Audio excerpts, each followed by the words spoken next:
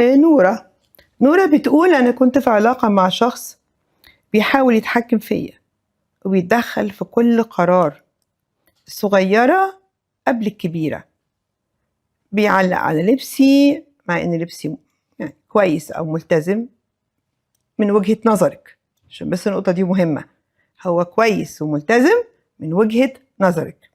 طيب،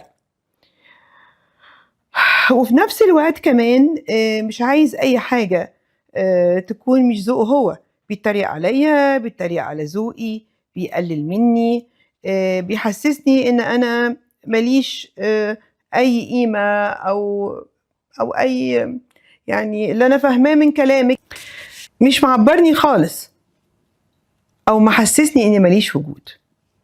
بدأت أنا كمان أتجاهله، ابتدى يعني يتعدل شوية، هو برضو إنسان فيه صفات كويسة، لكن بقول يمكن بالعشرة بالمواقف يكون بينا تفاهم. أعمل إيه يا دكتورة؟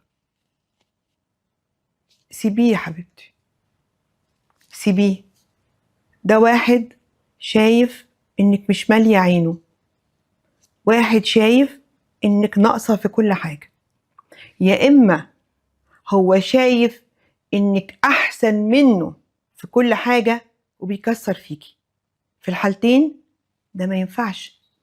التجاهل بتقولي لما تجاهلتيه انت كمان اتحسن شوية، في مشكلة صغيرة في التجاهل لما بيكون مش طبع البني آدم، بيفقدك السعادة.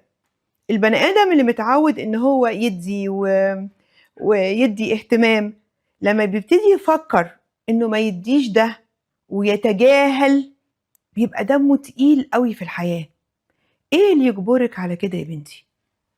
انت كل حاجة فيكي مش عاجباه، هنخش علاقة وجواز على أمل إنه يتعدل؟ الجواز مش سهل قوي كده. أنا رأيي على حسب روايتك ما تكمليش معاه.